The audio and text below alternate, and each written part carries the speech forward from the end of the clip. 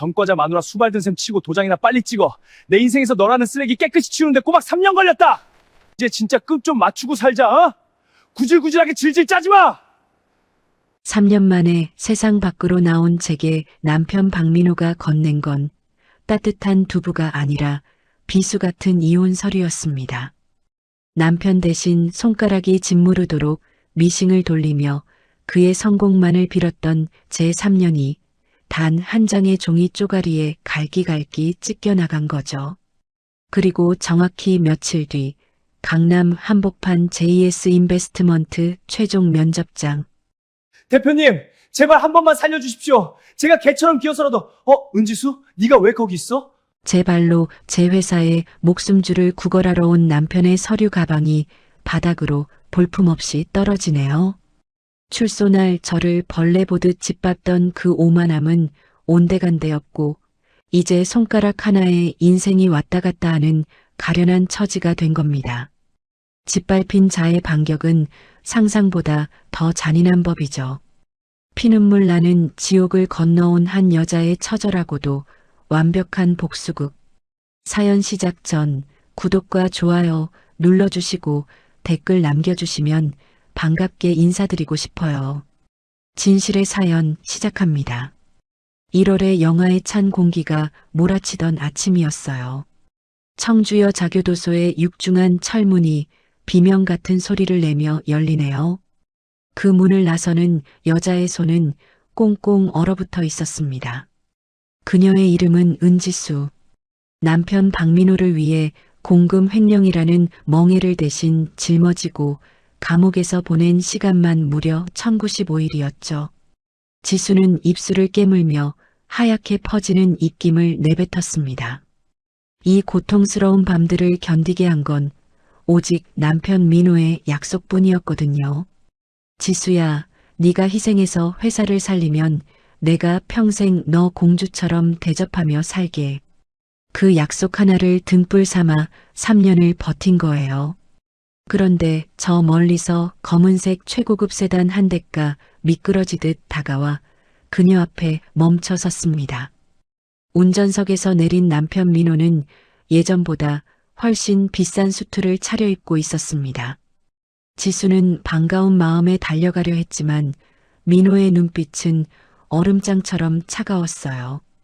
그는 선글라스를 벗지도 않은 채 지수와 거리를 두며 뻣뻣하게 서 있을 뿐이었죠. 바로 그때였습니다. 조수석 문이 열리며 화려한 밍크 코트를 입은 젊은 여자가 내리는 게 아니겠어요?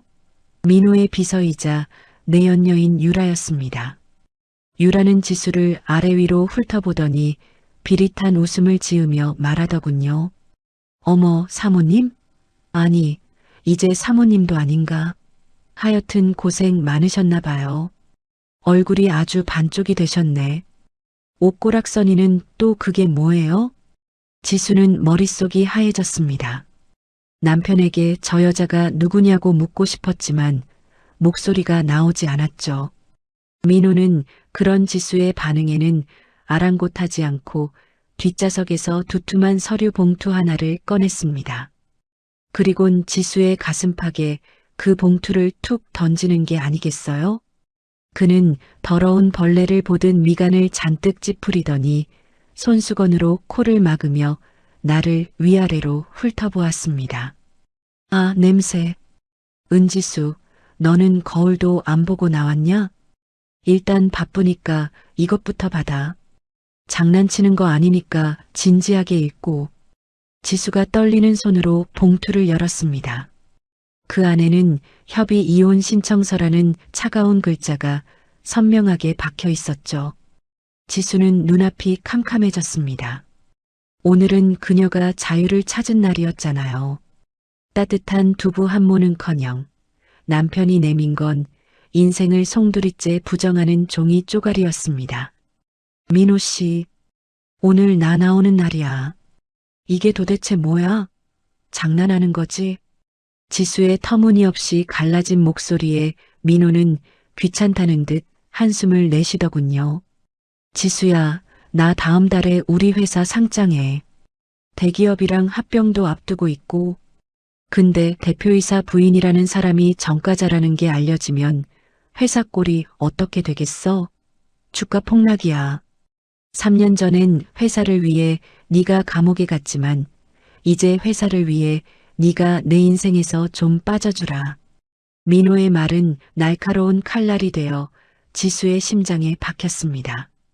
지수는 억울함에 가슴을 치며 울부짖었죠. 당신을 위해 내 청춘을 바쳤고 당신 대신 죄를 뒤집어 썼는데 어떻게 이럴 수 있느냐고요. 하지만 곁에 있던 유라가 지수의 말을 끊으며 민호의 팔짱을 꽉 꼈습니다. 에이, 이봐요. 세상 물정 너무 모르시네. 우리 대표님은 이제 급이 달라요.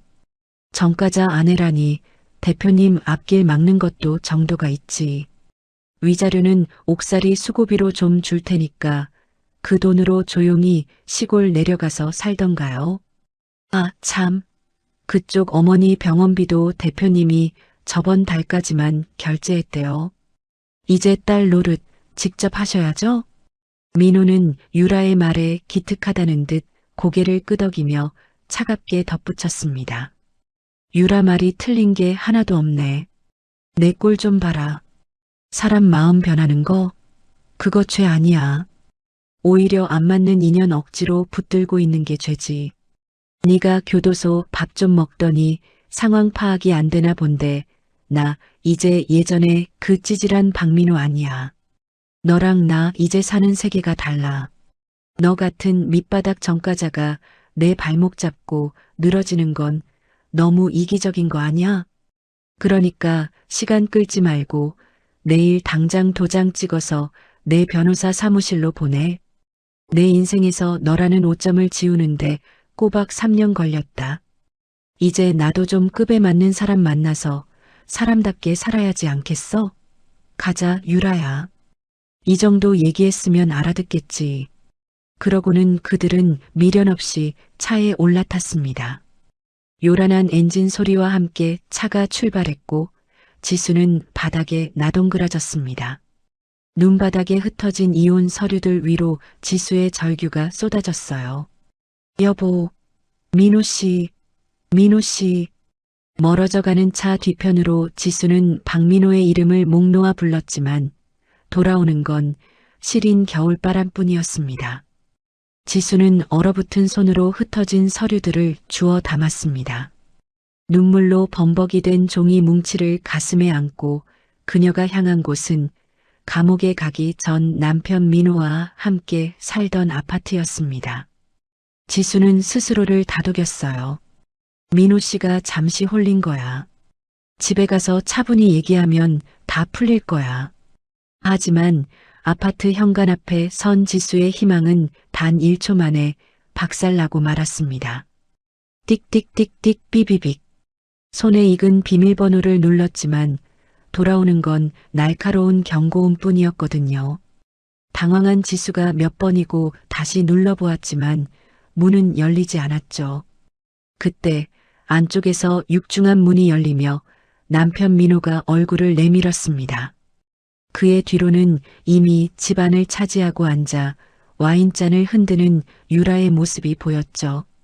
지수는 떨리는 목소리로 물었습니다. 민호 씨, 이게 어떻게 된 거야? 비밀번호는 왜 바꿨어? 나 추워. 일단 들어가서 얘기하자. 민호는 문틈 사이로 지수를 차갑게 밀어내며 대답했습니다. 여기가 어디라고 들어와? 여긴 이미 유라 명의로 넘겼어. 너 감방 가 있는 동안 나 뒷바라지해준 유라한테 내가 준 선물이야. 당장 나가. 그 순간이었습니다. 지수의 발치로 커다란 검은 쓰레기 봉투 3개가 던져졌습니다. 봉투가 터지며 지수가 아끼던 옷가지와 결혼사진, 그리고 친정어머니가 직접 짜주신 목도리가 길바닥에 쏟아졌죠. 유라는 깔깔거리며 문가로 다가와 지수를 조롱하더군요. 이봐요. 그쪽 쓰레기는 미리 치워뒀어야 하는데 제가 깜빡했네요. 그거 다 들고 얼른 나가줘요. 우리 내일 이 집 인테리어 새로 할 거거든요. 칙칙한 전과자 흔적 지우려면 돈 좀 깨지겠네. 지수는 바닥에 뒹구는 결혼사진 속 환하게 웃는 두 사람을 멍하니 바라보았습니다. 3년 전 남편의 죄를 대신 뒤집어 쓰기로 했던 그날 밤, 민호는 눈물을 뚝뚝 흘리며 지수의 손을 잡고 꼭 기다리겠노라 맹세했었죠. 하지만 그 맹세는 쓰레기 봉투에 담겨버려진 옷가지보다도 못한 것이 되어 있었습니다. 지수는 쏟아지는 비참함을 억누르며 마지막 힘을 짜내어 외쳤습니다. 그래, 집도 사랑도 다 가져가. 그런데 우리 엄마 병원비는 왜 끊었어? 엄마 당장 수술 안 받으면 위험한 거 알잖아. 네가 인간이니? 민호는 비릿한 웃음을 지으며 지수를 비웃었죠. 그 노인네 병원비를 내가 왜 내? 너 교도소 가면서 나랑 사실상 끝난 사이 아니었나? 죽든 살든 네가 알아서 해. 이제 나랑은 상관없는 일이니까. 쿵 하고 문이 닫히는 소리는 마치 지수의 심장이 내려앉는 소리 같았습니다. 지수는 텅 빈 복도에 홀로 남아 터져나오는 울음을 참으며 짐 가방을 챙겼어요. 지금 울고 있을 시간이 없었거든요. 어머니가 계신 병원으로 달려가야 했습니다. 택시비조차 아까워 짐을 짊어지고 한참을 달려 도착한 병원. 하지만 병실 문 앞에는 지수의 어머니가 아닌 낯선 환자가 누워 있었습니다. 사색이 된 지수가 간호사 스테이션으로 달려가 묻자 간호사는 곤란한 표정으로 서류를 내밀더군요. 보호자님, 병원비가 석 달째 밀려서 어쩔 수 없이 일반 병동 끝방으로 옮기셨어요. 수술도 보류됐고요. 원무과에서 연락 못 받으셨나요? 지수는 무너져 내리는 가슴을 부여잡고 차가운 복도 끝, 창고 옆에 붙어 있는 비좁은 병실로 향했습니다. 그곳에는 산소호흡기에 의지해 야위어버린 어머니가 잠들어 있었습니다. 딸이 온 줄도 모르는 어머니의 마른 손을 잡는 순간 지수의 머릿속에 지난 3년의 지옥 같은 시간들이 주마등처럼 스쳐 지나갔습니다. 자꾸만 시야가 흐려지며 습기 차고 어두웠던 그 방의 냄새가 제 영혼을 휘감는 것만 같았습니다. 청주 여자교도소 2048번이라는 이름표를 가슴에 달고 보냈던 그 천일의 시간. 사람들은 흔히 감옥을 시간이 멈춘 곳이라고 말하죠. 하지만 제게 그곳은 매분, 매 초가 칼날로 심장을 그어내리는 지옥이었어요. 남편 박민호, 그 사람 하나 살리겠다고 제 발로 걸어 들어간 그곳에서 제가 마주한 건 차가운 시멘트 바닥보다 더 시린 철저한 외면이었습니다. 옥중에서의 첫 겨울을 기억해요. 난방조차 제대로 되지 않는 좁은 감방 안에서 꽁꽁 얼어붙은 손으로 남편에게 편지를 썼죠.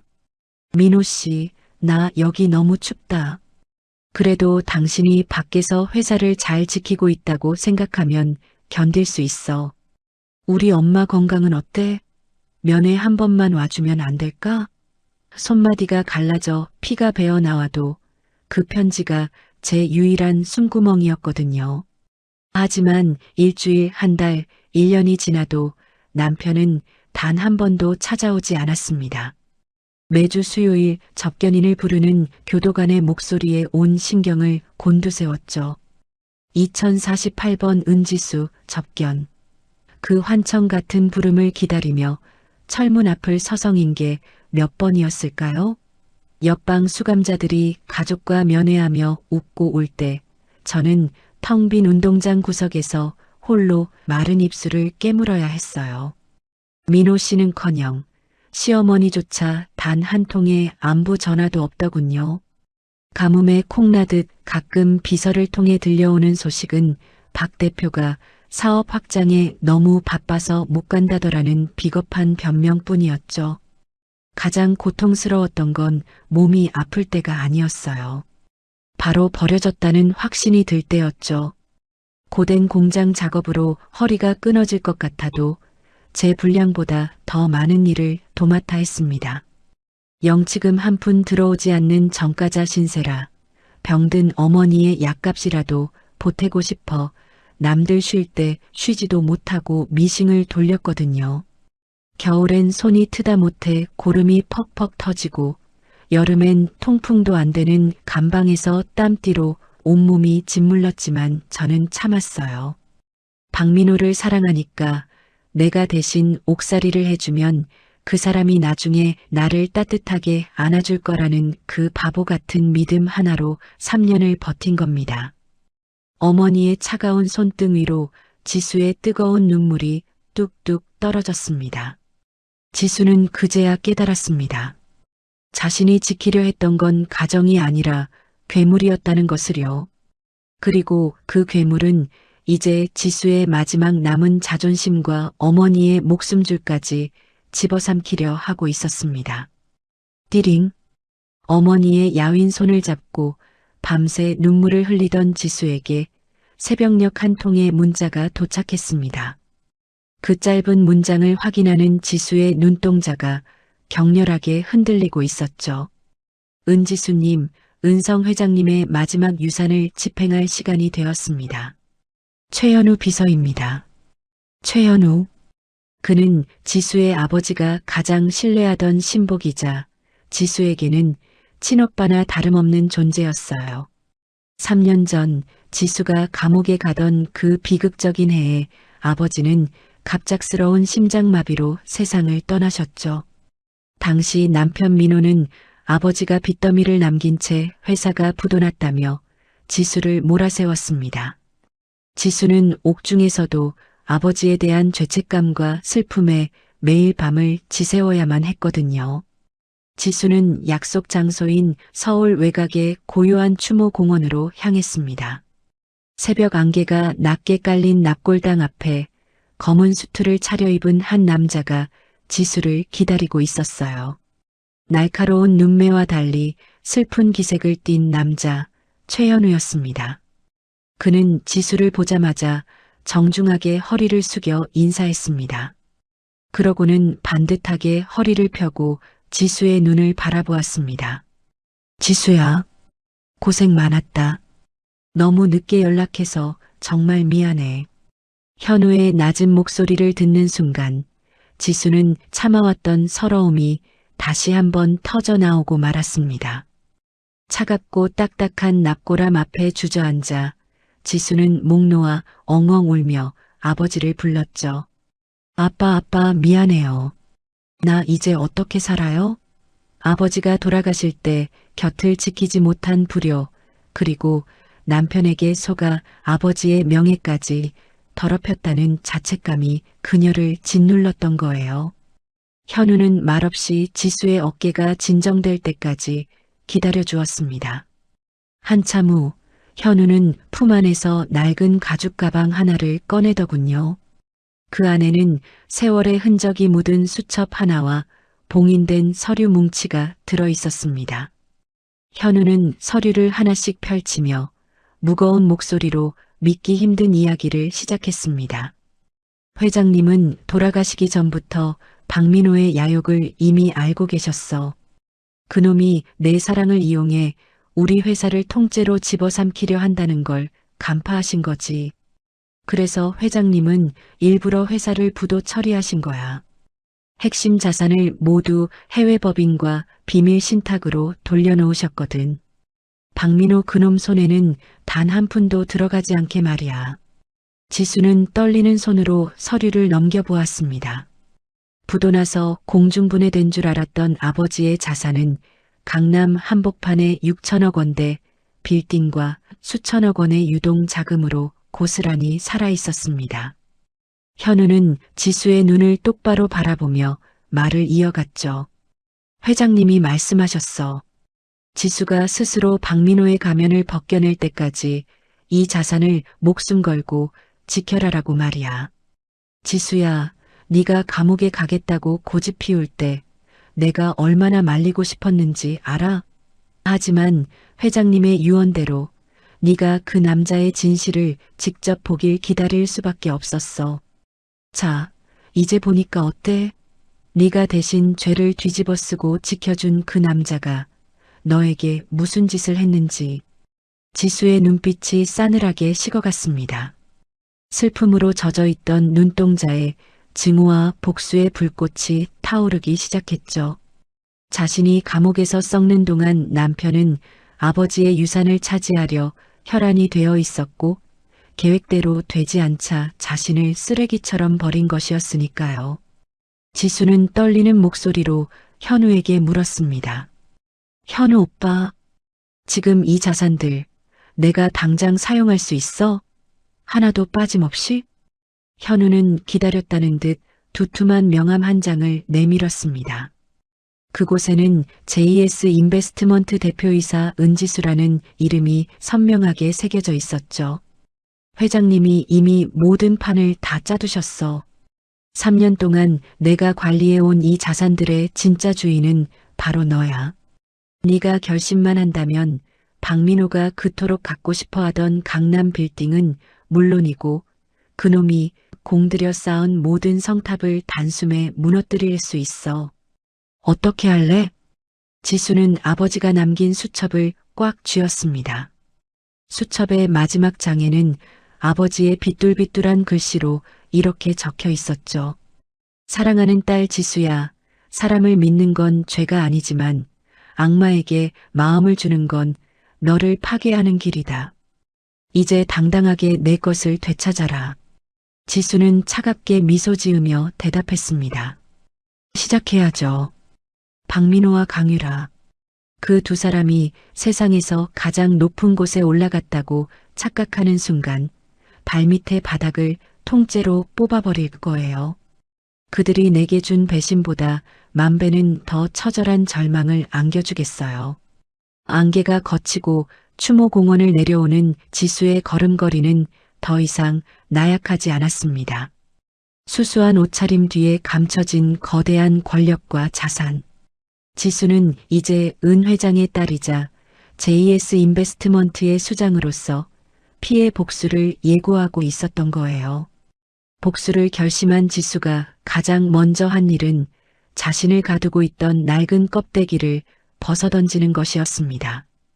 교도소에서 보낸 3년의 흔적이 남은 거친 손과 푸석한 얼굴, 그리고 남편에게 순종하며 살아온 소심한 말투까지 전부 말이죠. 지수는 강남의 가장 최고급 뷰티 살롱에 앉아 거울 속에 자신을 뚫어지게 바라보았습니다. 유명 스타일리스트의 가위질 몇 번에 지수의 치렁치렁하던 긴 머리가 어깨선에서 깔끔하게 잘려나갔습니다.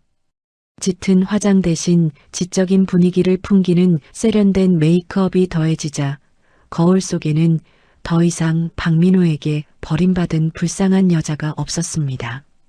그곳에는 차갑고 도도한 JS 인베스트먼트의 수장, 은지수만이 서 있었죠. 스타일리스트가 감탄하며 말하더군요. 대표님, 정말 몰라보겠어요. 이런 아우라를 왜 그동안 숨기고 사셨어요? 지수는 대답 대신 붉은 립스틱을 짙게 바르며 서늘하게 미소 지었습니다. 껍데기를 바꾸는 것은 시작일 뿐이었거든요.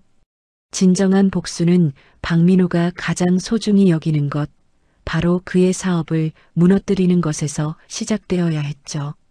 같은 시각 박민호는 강남의 한 호텔 연회장에서 축배를 들고 있었습니다.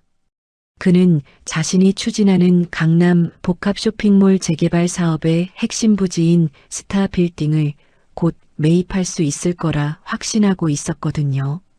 내연녀 유라는 민호의 곁에서 와인을 마시며 한껏 거드름을 피웠습니다. 자기야, 이제 이 빌딩만 손에 넣으면 자기는 명실상부한 강남의 거물이야. 그 전과자 여편네 쫓아내길 정말 잘했어. 애군이 다 사라진 기분이라니까. 민호 역시 유라의 허리를 감싸 안으며 호기롭게 웃었습니다. 그럼 내 인생의 유일한 오점이 그 여자였는데 이제야 제대로 일이 풀리네. 자, 오늘 입찰 공고만 확인하면 모든 게 끝이야. 하지만 민호의 자신감은 오래가지 못했습니다. 입찰 결과가 발표되는 순간 연회장 안은 술렁이기 시작했죠. 민호가 공들여 준비한 입찰가보다 훨씬 높은 금액으로 스타빌딩을 낙찰받은 업체가 나타난 것이었습니다. 그 업체의 이름은 JS 인베스트먼트. 민호는 사색이 되어 소리쳤습니다. JS 인베스트먼트? 어디 들어본 적도 없는 덴데 대체 어떤 놈들이 내 앞길을 막는 거냐고. 그때 연회장의 육중한 문이 열리며 검은색 실크 수트를 입은 여인이 당당하게 걸어 들어왔습니다. 그녀의 뒤로는 수십 명의 경호원과 비서들이 따르고 있었고 그 중심에는 조력자 최현우가 지수를 보필하고 있었죠. 민호와 유라는 입을 벌린 채 그 여인을 바라보았습니다. 어딘가 익숙한 실루엣 하지만 전혀 다른 분위기. 지수는 당황한 민호의 앞까지 다가가 멈춰 섰습니다. 민호는 그녀가 은지수라는 것을 꿈에도 모른 채 단지 대단한 투자사의 대표인 줄 알고 굽실거리며 물었죠. 아, 혹시 JS 인베스트먼트의 대표님이십니까? 저는 MJ 글로벌의 박민호입니다. 저희 사업 부지를 낙찰받으셨던데 잠시 대화 좀 나누실 수 있을까요? 지수는 선글라스를 천천히 벗으며 민호의 얼굴을 빤히 쳐다보았습니다. 민호의 눈동자가 격렬하게 흔들리기 시작했습니다. 일주일 전 교도소 문 앞에서 이혼 서류를 던지며 비웃었던 아내, 낡은 짐 가방을 들고 바닥에 벌벌 기며 나동그라졌던 그 은지수의 얼굴이었으니까요. 지수는 차갑고 낮은 목소리로 민호의 귓가에 속삭였습니다. 박민호 씨, 오랜만이네. 며칠 사이에 안색이 안 좋아 보여요? 아, 이 빌딩 때문인가? 이건 내가 낙찰받았어요. 당신이 그토록 원하던 거라면서? 그런데 어쩌지? 난 이 자리에 쇼핑몰 대신 당신 같은 쓰레기를 처리할 쓰레기 소각장을 만들 생각인데. 옆에 있던 유라가 경악하며 소리쳤습니다. 당신, 은지수? 당신이 어떻게 여기? 이게 무슨 말도 안 되는. 지수는 유라를 차갑게 훑어보더니 비서에게 지시했습니다. 경비 불러서 이 지저분한 여자 좀 내보내세요. 여긴 격조 있는 투자자들이 모이는 곳인데 질 낮은 불륜녀가 설치는 건 보기 흉하니까. 보안 요원들이 달려와 유라를 거칠게 끌어냈습니다. 민호는 분노와 공포가 섞인 얼굴로 지수의 팔을 잡아채려 했지만 최현우가 그의 앞을 막아섰죠. 지수는 당황해서 어쩔 줄 모르는 민호를 뒤로 한 채 우아하게 와인 한 잔을 들어 올렸습니다. 박민호 씨, 이제 시작이야. 당신이 나한테 준 건 종이 쪼가리 이혼 서류였지만 내가 당신에게 줄 건 당신이 가진 모든 것의 몰락이니까. 기대해. 다음은 당신 회사 차례니까. 지수가 와인을 바닥에 쏟아버리며 연회장을 빠져나가는 뒷모습 위로 박민호의 절규에 가까운 고함이 울려 퍼졌습니다. 지수의 화려한 복수극, 그 서막이 완벽하게 오른 순간이었죠. 연회장에서의 충격적인 재회 이후 박민호의 세상은 문자 그대로 산산조각이 나기 시작했어요. 그는 지수가 대체 무슨 수로 그 거대한 자본을 손에 넣었는지 알아내려 미친 듯이 수소문했지만 JS 인베스트먼트의 철저한 보안 장벽을 뚫을 방법은 없었습니다. 하지만 민호가 정말 두려워해야 했던 건 지수의 돈이 아니라 바로 그녀의 천재적인 머리였죠. 지수는 박민호 대신 감옥에 가기 전 업계에서 전설로 불리던 유능한 회계사였다는 사실을 민호는 완전히 잊고 있었던 거예요. 지수는 최현우가 건넨 MJ 글로벌의 내부 기밀 장부들을 밤새 분석했습니다. 3년 전 민호는 자신의 횡령을 덮으려고 지수에게 가짜 장부를 맡겼고 지수는 사랑에 눈이 멀어 그 독이 든 성배를 마셨던 거죠. 하지만 지금 지수의 눈에는 민호가 교묘하게 숨겨둔 진짜 횡령의 흔적들이 너무나 선명하게 보였습니다. 지수는 차갑게 미소 지으며 현우에게 지시했죠. 오빠, 박민호가 지금 가장 목매고 있는 투자사가 대연 캐피탈이지? 거기 김 대표가 박민호랑 형님 동생 하는 사이라고 들었는데 맞나? 현우가 고개를 끄덕이며 답했습니다. 그곳은 민호의 회사가 부도 위기에 처할 때마다 자금을 수혈해주던 유일한 젖줄이었거든요. 지수는 그 사실을 알자마자 대연 캐피탈의 최대 주주 지분을 비밀리에 전부 사들였고 단 하루 만에 그 회사의 실질적인 주인이 되어버린 겁니다. 이 사실을 전혀 모르는 민호는 자금난에 시달리다 못해 대연 캐피탈의 김 대표를 찾아가 무릎을 꿇고 매달렸습니다.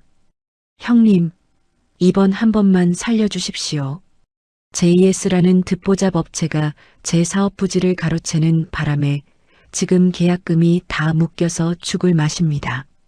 50억만, 아니 30억만이라도 당장 융통해 주십시오. 하지만 평소 허허실실 웃으며 반겨주던 김 대표의 반응은 얼음장보다 차가웠죠. 김 대표는 민호가 내민 서류를 쓰레기통에 쳐넣으며 말했습니다. 민호야, 너 아직도 상황 파악이 안 되냐? 지금 내 회사 주식이 바닥을 치고 있는데 어떤 미친놈이 돈을 빌려줘? 그리고 우리 회사 주인 바뀌었어. 새 주인께서 내 회사에 나간 대출금, 원금부터 이자까지 오늘 안으로 전부 회수하라고 명령하셨다. 민호는 사색이 되어 소리쳤습니다. 대출금 회수라니 그건 민호에게 곧 사형 선고나 다름없었으니까요. 민호가 대표실에서 쫓겨나듯 비틀거리며 나오는데 마침 복도 끝에서 지수가 최현우와 함께 걸어오고 있었습니다. 민호는 미친 사람처럼 지수에게 달려들었습니다. 은지수, 너지? 네가 김 대표 꼬드겨서 나 죽이려고 하는 거지. 너 대체 그 돈 어디서 났어? 정가자 주제에 무슨 수로 이런 짓을 하냐고. 지수는 달려드는 민호를 비서들이 제압하게 둔 채 우아하게 다가가 그의 눈을 뚫어지게 응시했습니다. 그리곤 가방에서 서류 한 뭉치를 꺼내 그의 얼굴에 한 장씩 천천히 날렸죠. 박민호, 이 장부 기억나? 3년 전 당신이 나한테 지우라고 했던 그 유령 회사 명단 말이야. 당신은 내가 그걸 다 태워버린 줄 알았겠지만 아니, 난 복사본을 만들어 두었어. 언젠가 당신이 나를 배신할 날을 대비해서 말이야. 민호의 눈동자가 격렬하게 떨리고 있었습니다. 그 장부는 그가 3년 동안 숨겨온 수십억 대의 비자금 세탁 증거였으니까요. 지수는 겁에 질린 민호의 귓가에 소름 끼치도록 차갑게 속삭였습니다. 3년 전에는 내가 당신 대신 감옥에 갔지만 이번엔 당신 차례야. 하지만 그냥 보내진 않을 거야. 당신이 가진 모든 재산이 압류되고 당신 회사 직원들이 당신 얼굴에 침을 뱉게 만든 뒤에 그때 아주 천천히 집어넣어 줄게. 그날 오후 경제신문에는 충격적인 기사가 대대적으로 보도되었습니다. MJ글로벌 대표 수십억대 횡령 및 탈세 의혹. 내부 고발자 증거 제출 투자자들은 비명을 지르며 주식을 던졌고 MJ글로벌 사옥 앞은 항의하는 사람들의 욕설로 가득 찼죠. 사무실에 갇힌 민호는 술병을 집어 던지며 괴성을 질렀지만 곁에 있던 유라는 이미 짐을 싸기 시작했습니다.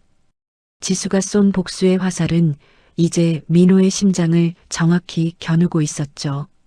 박민호의 집무실은 이제 더 이상 화려한 CEO의 공간이 아니었습니다.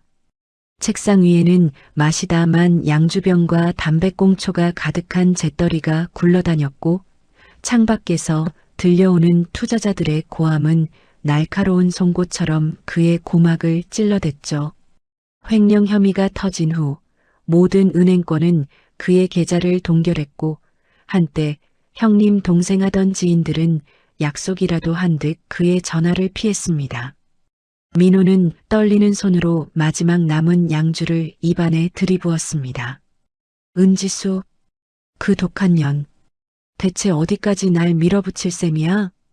그때 민호의 휴대폰으로 문자 한 통이 도착하네요. 급전 필요하신 분, 무담보 무보증. 당일 대출 500억까지 가능. 황금 캐피탈. 정상적인 상황이라면 코웃음을 치며 지웠을 스팸 문자였지만 벼랑 끝에 선 민호에게는 그것이 마치 구원의 밧줄처럼 보였습니다.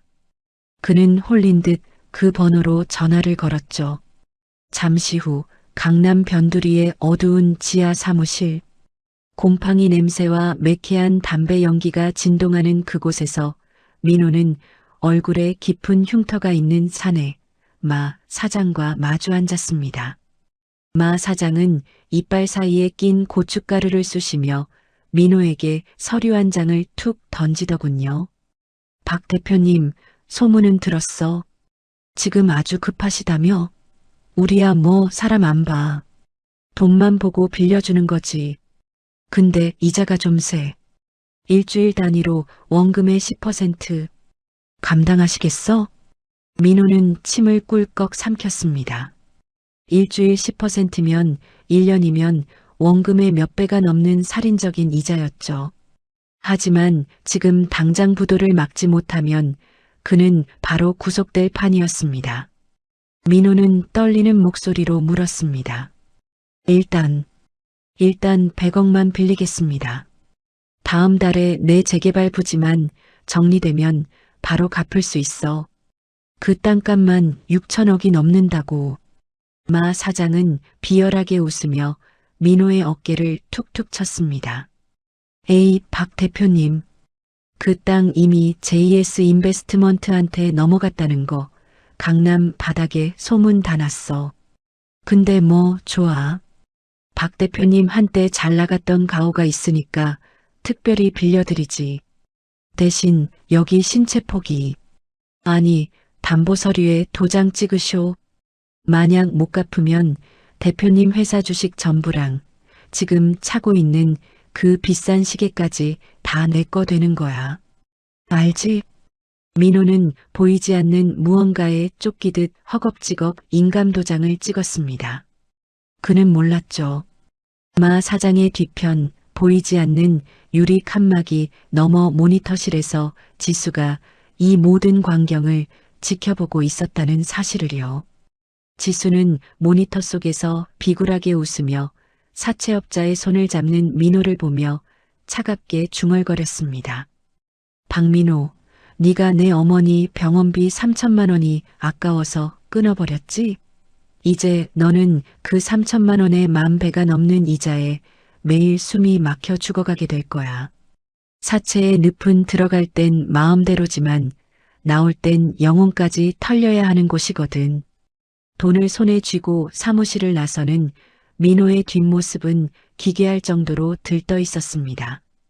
그는 그 돈으로 급한 불을 끌 수 있다고 믿었지만 그것은 지수가 설계한 거대한 용광로 속으로 스스로 뛰어든 꼴이었죠.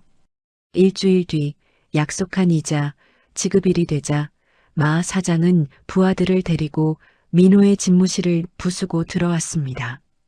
민호는 사무실 바닥에 무릎을 꿇고 두 손이 발이 되도록 싹싹 빌었지만 마 사장은 가차없이 유라의 목걸이와 민호의 시계까지 다 털어갔습니다. 아수라장이 된 사무실 전화기가 울렸습니다. 민호가 기어가듯 전화를 받자 수화기 너머로 지수의 평온하고도 소름 끼치는 목소리가 들려왔습니다. 박민호 씨, 돈 빌려보니까 어때? 세상에 공짜는 없다는 거 이제 좀 알겠어? 아, 내가 말 안 했나? 그 사채 회사.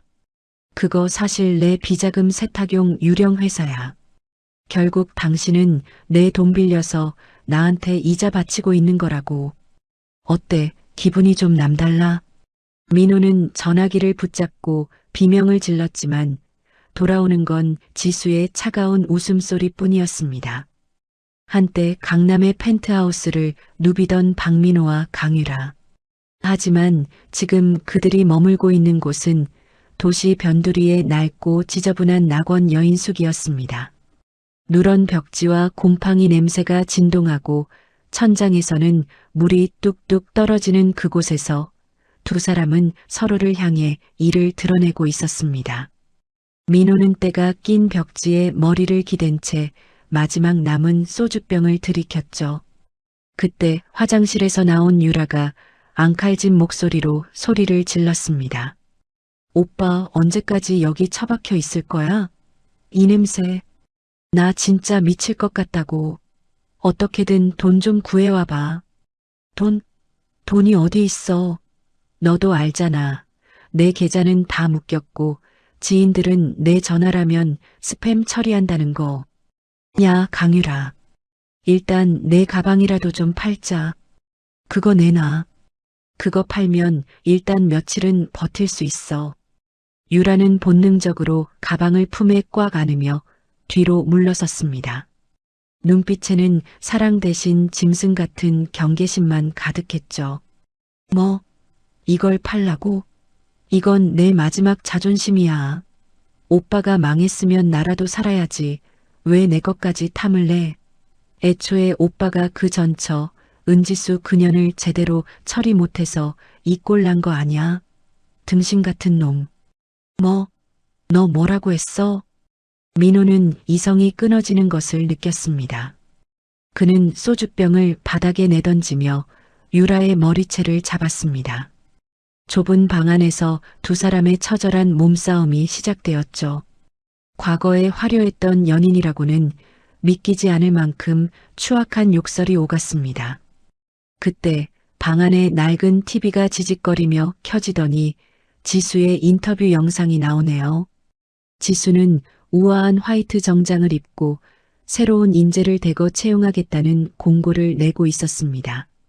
그 순간 유라의 휴대폰으로 문자 한 통이 도착했습니다. 그것은 유라가 과거에 유부남들을 등쳐먹으며 받아온 뒷돈 내역과 증거 사진들이었죠. 유라의 얼굴이 하얗게 질렸습니다. 민호는 유라의 휴대폰을 낚아채 사진을 확인하더니 눈이 뒤집혔습니다.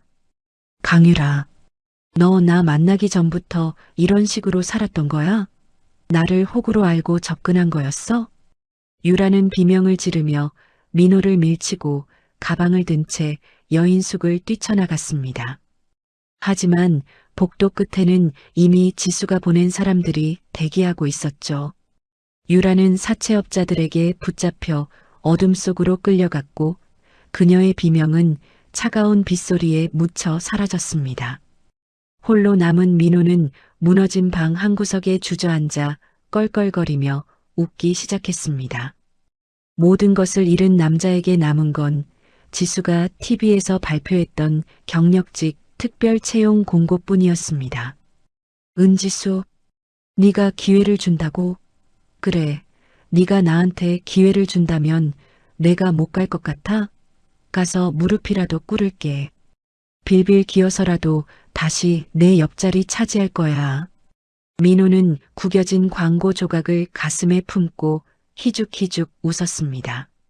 그것이 지수가 파놓은 마지막 지옥문인 줄도 모른 채 그는 제 발로 호랑이 굴을 향해 걸어갈 준비를 하고 있었던 겁니다. 낙원 여인숙에서도 쫓겨난 박민호에게 남은 것은 이제 아무것도 없었습니다. 그가 자랑하던 이태리제 명품 수트는 이제 곳곳이 찢어지고 찌든 때가 타서 고약한 악취를 풍기고 있었고 한때 수천만 원을 호가하던 시계가 감겨있던 그의 손목에는 시계 자국 대신 굶주림으로 인한 붉은 발집만 가득했죠. 민호는 서울역 인근의 어두운 지하도 입구에서 차가운 시멘트 바닥에 몸을 웅크린 채 밤을 지새워야 했어요. 하지만 배고픔보다 그를 더 괴롭히는 건 썩어빠진 자존심이었습니다. 지나가는 행인들이 자신을 벌레 보듯 쳐다볼 때마다 민호는 속으로 비명을 질러댔죠. 나 박민호야. MJ 글로벌 대표라고. 너희 같은 것들이 감히 날 그렇게 봐? 하지만 현실은 냉혹하기만 했습니다. 그는 당장 편의점에서 컵라면 하나를 살 돈조차 없는 이름 없는 노숙자에 불과했거든요. 민호는 공중화장실 세면대에서 얼음장 같은 찬물로 얼굴을 씻어냈습니다. 거울 속에 비친 자신의 모습은 처참함 그 자체였죠. 눈은 쑥 들어가고 광대뼈만 툭 튀어나와 마치 며칠은 굶은 들개처럼 보였거든요. 그때였습니다. 그는 품 안에서 꼬깃꼬깃 구겨진 신문 광고 조각을 다시 꺼냈습니다. JS 인베스트먼트 하반기 특별 채용 당신의 절박함을 삽니다. 민호는 미친 사람처럼 중얼거리기 시작하네요. 그래. 지수, 넌 날 사랑했어. 3년이나 내 대신 감옥에 갈 정도로 날 사랑했다고. 지금 저 광고는 사실 나보라고 낸 거야. 내가 얼마나 힘든지 다 알고 나한테 다시 기회를 주려고. 지수는 나를 용서하고 싶은 거야. 내가 가서 잘못했다고 빌기만 하면 다시 그 따뜻한 집으로 돌아갈 수 있어. 그렇고 말고. 이미 망상에 사로잡힌 민호는 그 길로 마지막 남은 자존심인 예물 반지를 전당포에 팔아치웠습니다. 그 돈으로 시장통에서 값싼 기성복 정장 한 벌을 샀고 이발소에 들러 머리를 단정하게 깎았죠. 그는 자신이 여전히 지수에게 매력적인 남자라고 믿고 싶어하는 눈치였어요. 같은 시각 강남의 JS 인베스트먼트 본사 50층 대표 집무실.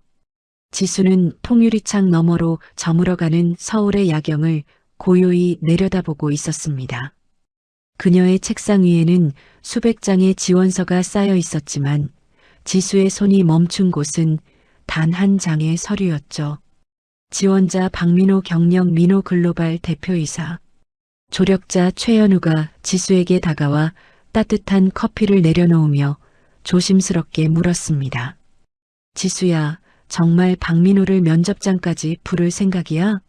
그놈이 내 얼굴을 보고 또 무슨 추태를 부릴지 모르는데 굳이 이렇게까지 번거롭게 할 필요가 있을까?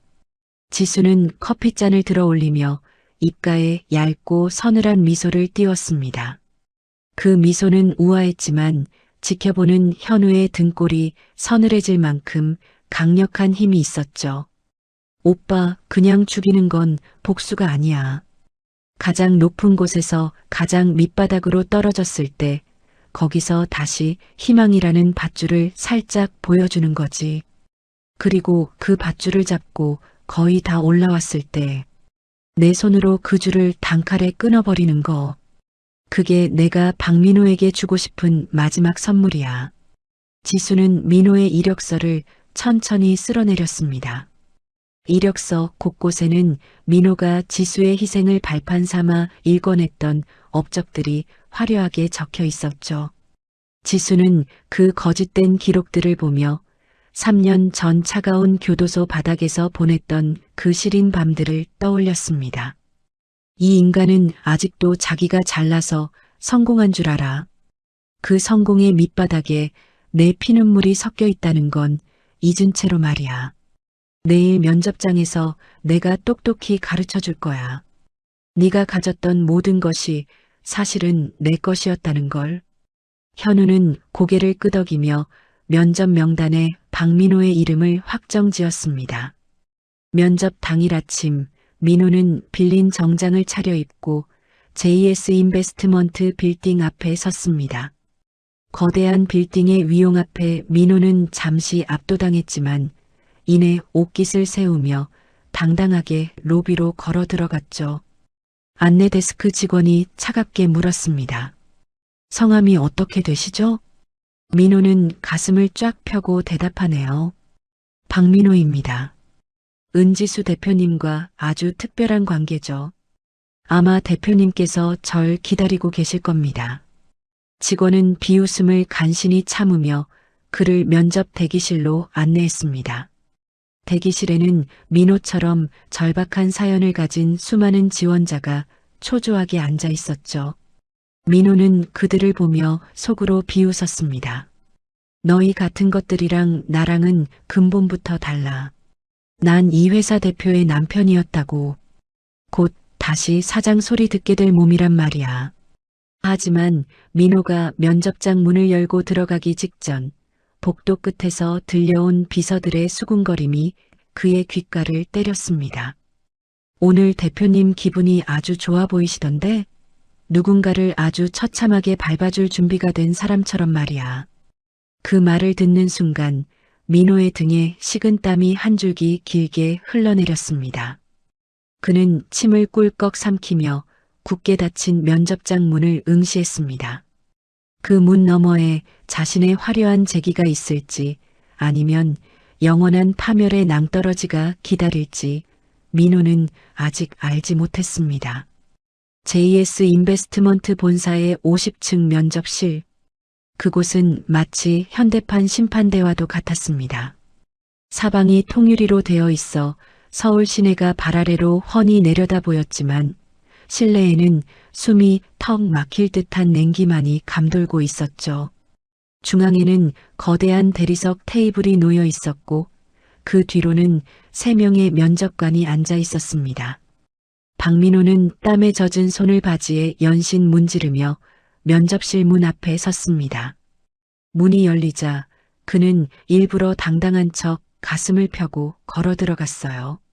하지만 면접관석 정중앙에 앉아있는 여인을 본 순간 민호의 당당함은 풍선에서 바람이 빠지듯 단숨에 사라지고 말았습니다. 지수는 고급스러운 네이비 컬러의 정장을 입고 한 손에는 몽블랑 만년필을 든 채 민호를 응시하고 있었죠.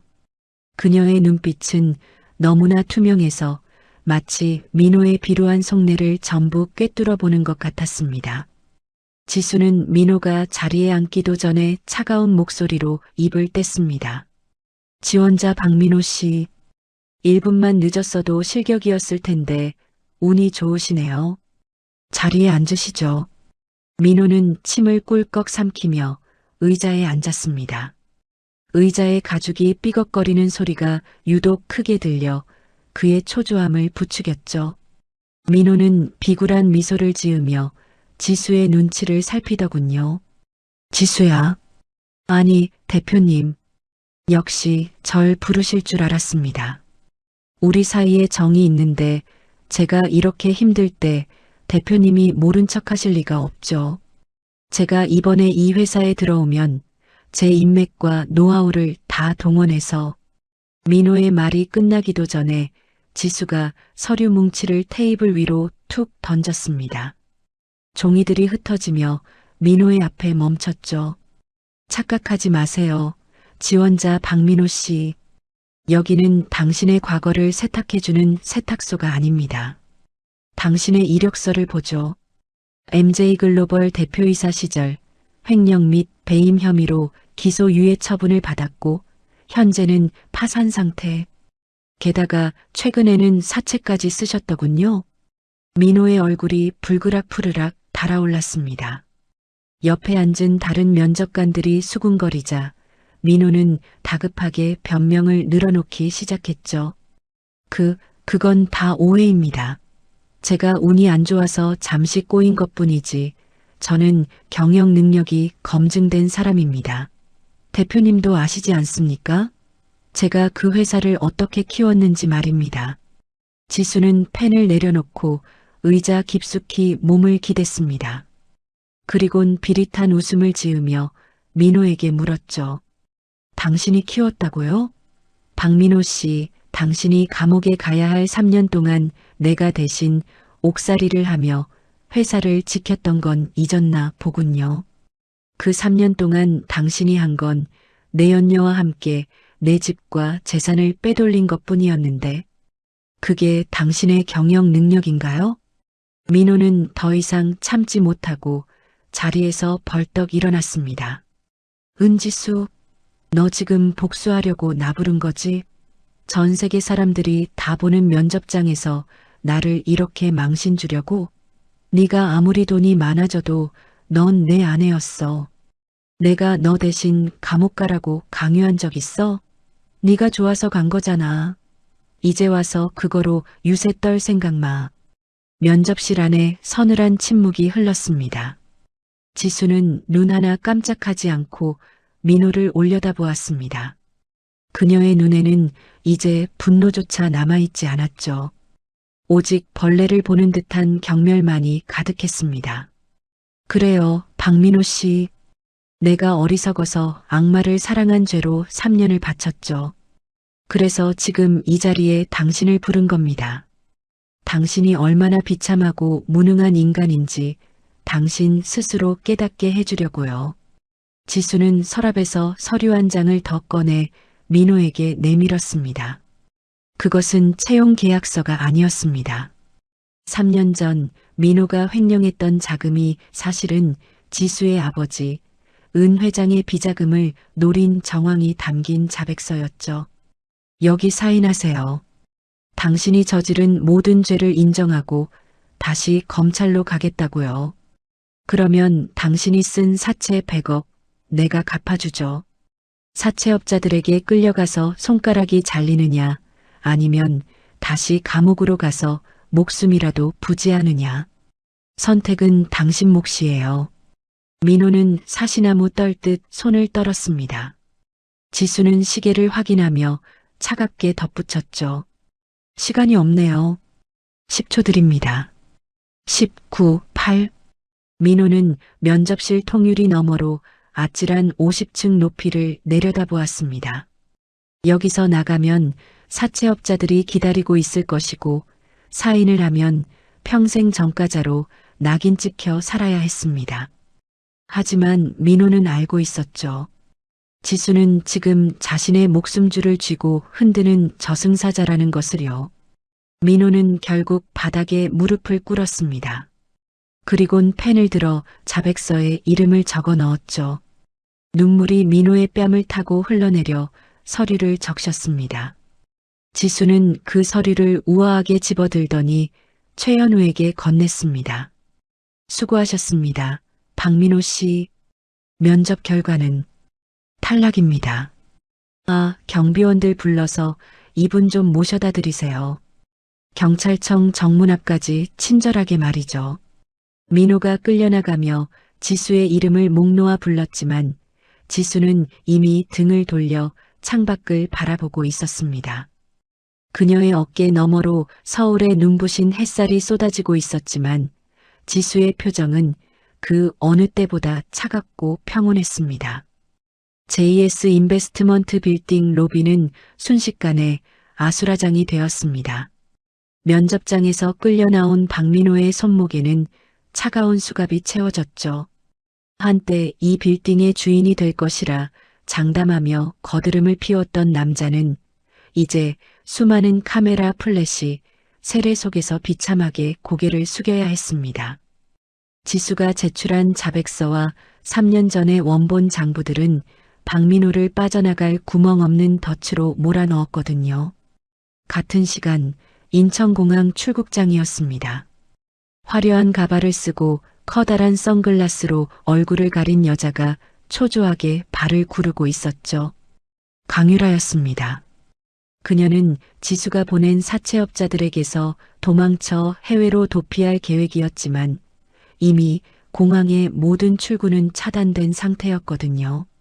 강유라 씨, 박민호 씨와의 공모혐의 및 증거인멸교사 혐의로 긴급 체포합니다. 수사관들이 그녀의 앞을 막아서자 유라는 비명을 지르며 바닥에 주저앉았습니다. 아니에요. 난 몰라요. 다 박민호 그 인간이 시킨 거라고요. 난 그냥 시키는 대로만 했어. 제발 놔주세요. 그녀가 마지막까지 움켜쥐고 있던 명품 가방이 바닥에 떨어지며 그 안에서 훔친 폐물들이 사방으로 쏟아졌습니다. 주변 사람들의 멸시 섞인 시선 속에서 유라는 그렇게 끌려갔죠. 며칠 뒤 서울 남부구치소 면회실이었습니다. 지수는 유리병 너머에 앉아있는 민호를 바라보았습니다. 단 며칠 사이에 민호는 수십 년은 늙어버린 듯한 모습이었죠. 그는 지수를 보자마자 유리벽을 두드리며 울부짖었습니다. 지수야, 내가 잘못했어. 한 번만, 딱 한 번만 용서해줘. 네가 힘 좀 써주면 나 집행유예로 나갈 수 있잖아. 우리 엄마가 너 예뻐했잖아. 응? 제발 살려줘. 지수는 그런 민호의 모습을 무표정하게 지켜보다가 아주 천천히 입을 열었습니다. 박민호 씨, 당신 어머니가 나 예뻐하셨다고?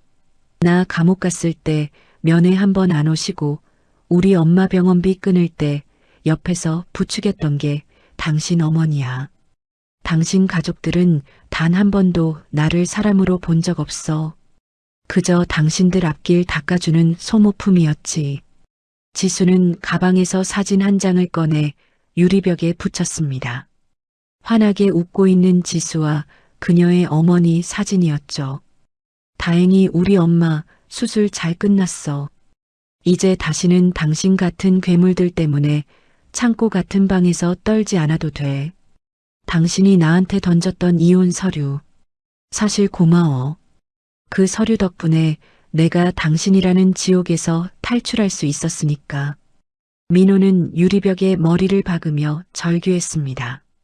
하지만 지수는 더 이상 그의 목소리가 들리지 않는다는 듯 자리에서 일어났죠. 그녀는 면회실을 나오며 최현우에게 짧게 말했습니다. 오빠, 저 사람 형량 최대로 나오게 해줘. 내가 감옥에서 보낸 3년, 그 3년을 하루도 빠짐없이 후회하며 살게 만들어. 구치소를 나서는 지수의 위로 따스한 오후 햇살이 쏟아지고 있었습니다. 그녀는 곧바로 어머니가 계신 VIP 병동으로 향했죠. 창가에 앉아 햇볕을 쬐고 있던 어머니는 지수를 보자 환하게 미소 지었습니다. 지수야, 이제 다 끝난 거니? 지수는 어머니의 마른 손을 꽉 잡으며 고개를 끄덕였습니다. 네, 엄마. 이제 다 끝났어요. 이제 우리 아빠 이름으로 된 재단도 만들고 남은 인생은 우리 엄마 행복하게 해주는 일에만 쓸 거예요. 지수는 병실 창밖을 내다보았습니다. 멀리 강남의 빌딩 숲 사이로 자신이 낙찰받았던 스타 빌딩이 보였죠. 지수는 그곳에 소각장을 만드는 대신 어려운 환경의 아이들을 위한 교육센터를 세우기로 했습니다. 복수는 피로 끝나는 것이 아니라 빼앗겼던 자신의 삶을 더 가치 있게 만드는 것이라는 걸 지수는 그제야 깨달았던 거죠. 저녁 무렵 지수는 아버지의 묘소를 찾았습니다. 하얀 백합 다발을 놓으며 지수는 낮게 속삭였죠. 아빠, 나 이제 안 울어요. 아빠가 남겨주신 용기로 나쁜 사람들 다 벌줬어요. 이제 지켜봐 주세요. 아빠 딸이 어떻게 멋지게 살아가는지 말이에요. 바람이 불어 지수의 머리카락을 부드럽게 스쳤습니다. 마치 아버지가 잘했다며 그녀의 어깨를 토닥여주는 것만 같았죠. 지수의 눈에서 맑은 눈물 한 방울이 흘러내렸지만 그것은 슬픔이 아닌 완전한 해방의 눈물이었습니다. 사건이 마무리되고 어느덧 3년이라는 시간이 흘렀습니다. 서울 강남의 스카이라인을 바꾼 JS 인베스트먼트의 본사 빌딩은 이제 도심의 새로운 랜드마크가 되어 있었죠. 하지만 사람들은 이 빌딩을 복수의 상징이 아닌 기회의 상징이라 불렀습니다. 지수가 설립한 은성재단을 통해 매년 수백 명의 인재가 다시 일어설 기회를 얻고 있었기 때문이죠. 지수는 이제 대한민국에서 가장 영향력 있는 여성 CEO 1위에 이름을 올렸습니다. 화려한 조명 아래 인터뷰를 마친 지수는 대표 집무실로 돌아와 통유리창 너머를 바라보고 있었어요. 그때 문이 열리며 든든한 조력자이자 이제는 삶의 동반자가 된 최현우가 들어왔습니다. 현우의 손에는 지수가 가장 좋아하는 따뜻한 차 한 잔이 들려 있었죠. 대표님, 오늘 인터뷰 아주 훌륭했습니다. 특히 진정한 복수는 나 자신이 행복해지는 것이라는 마지막 멘트가 정말 인상적이었어요. 지수는 현우가 건넨 차를 한 모금 마시며 부드럽게 미소 지었습니다. 오빠, 그건 3년 전 오빠가 나에게 해준 말이잖아요. 내가 증오에 먹히지 않게 끝까지 내 손을 잡아준 덕분에 지금의 내가 있는 거고요. 현우는 지수의 어깨에 손을 올리며 다정한 눈빛을 보냈습니다. 두 사람은 이제 비즈니스 파트너를 넘어 서로의 상처를 가장 잘 아는 유일한 안식처가 되어 있었죠. 한편 법의 심판을 받은 이들의 소식도 간간히 들려왔습니다. 박민호는 3년의 복역을 마치고 출소했지만 그를 기다리는 건 아무것도 없었습니다. 금융권 블랙리스트에 오른 전과자 신분으로 그가 할 수 있는 정식적인 일은 없었거든요. 어느 날 민호는 일용직 자리를 구하려다 우연히 자신이 과거에 무시했던 작은 식당의 주방 보조 면접을 보게 되었습니다. 죄송합니다만 우리 식당은 전과자는 안 씁니다. 당장 나가세요. 식당 주인에게 쫓겨난 민호는 낡은 신발을 끌며 거리를 걷다가 대형 전광판에서 나오는 지수의 강연 영상을 보았습니다. 당당하고 우아한 그녀의 모습과 초라하고 비루한 자신의 모습. 민호는 그제야 뼈저리게 깨달았습니다. 3년 전 지수가 자신에게 했던 말이 복수가 아니라 그가 스스로 파놓은 무덤에서 나올 수 있는 마지막 기회였다는 것을요. 그는 길바닥에 주저앉아 통곡했지만 지나가는 누구도 그에게 따뜻한 눈길을 주지 않았습니다. 강유라 역시 지방의 작은 공장을 전전하며 예전의 미모는 온데간데 없이 망가진 채 하루하루를 간신히 버티고 있었죠. 탐욕으로 쌓아 올린 성탑은 모래성처럼 허무하게 사라졌고 그들에게 남은 건 씻을 수 없는 후회뿐이었습니다. 지수는 서랍 깊숙이 넣어두었던 낡은 가죽 수첩을 꺼냈습니다. 아버지 은 회장이 남겼던 그 수첩의 마지막 빈 페이지에 지수는 정갈한 글씨로 문장을 적어 내려갔죠. 아빠, 저 이제 정말 행복해요. 누군가를 미워하는 마음보다 내 곁에 있는 소중한 사람들을 사랑하는 마음이 더 커졌거든요. 이제 제 인생의 태양은 저절로 떠오르는 게 아니라 제가 직접 만들어가고 있어요. 지수는 펜을 내려놓고 자리에서 일어났습니다. 현우가 겉옷을 챙겨주며 지수에게 물었죠. 어디 가고 싶은 곳이라도 있어? 지수는 현우의 손을 꽉 잡으며 대답했습니다. 엄마 모시고 바다 보러 가요. 아빠랑 넷이서 자주 갔던 그곳으로요. 이제는 슬픈 추억이 아니라 새로운 시작을 약속하는 장소로 만들고 싶어요. 두 사람이 집무실을 나서는 등 뒤로 저문은 석양이 아닌 눈부신 아침 햇살이 창가를 가득 채우고 있었습니다. 어둠을 뚫고 솟아오른 태양처럼 지수의 새로운 인생도 그렇게 찬란하게 빛나고 있었습니다. 교도소 문을 나서던 그 시린 아침을 은지수는 평생 잊지 못할 거예요. 사랑이라 믿었던 희생이 처참한 배신으로 돌아왔을 때 그녀의 세상은 온통 암흑뿐이었죠. 뼈만 남은 엄마의 마른 손을 잡고 피눈물을 흘리던 그 병실 복도에서 지수 씨는 맹세했습니다. 다시는 누군가의 소모품으로 살지 않겠다고, 이제는 자신의 삶을 스스로 지켜내겠다고 말이에요. 지난 시간 동안 지수는 그들을 무너뜨리기 위해 치열하게 달렸지만 사실 그녀가 가장 원했던 건 복수 그 너머에 있는 진짜 평온함이었을 겁니다. 이제 지수는 더 이상 과거의 상처에 갇혀 있지 않아요. 사랑하는 사람들과 함께 웃고 도움이 필요한 이들에게 손을 내밀며 비로소 당당한 자신의 인생을 살아가고 있으니까요. 억울한 옥살이와 믿었던 이의 배신. 하지만 은지수는 절망 대신 복수를, 복수 대신 성장을 택했습니다. 진실은 반드시 승리하고 선한 의지는 결국 보상받는다는 것. 인생에서 가장 어두운 순간이 사실은 새로운 시작을 향한 문이 될 수도 있다는 걸 지수의 이야기를 통해 여러분께 전해드리고 싶었습니다. 혹시 지금 힘든 시간을 보내고 계신 분이 있다면 여러분 마음속의 태양을 절대 포기하지 마세요. 시련은 길어도 진실은 반드시 빛을 발하는 법이니까요. 이야기를 끝까지 들어주신 분이 계시다면 잘 들었다고 댓글 하나만 남겨주세요. 감사합니다.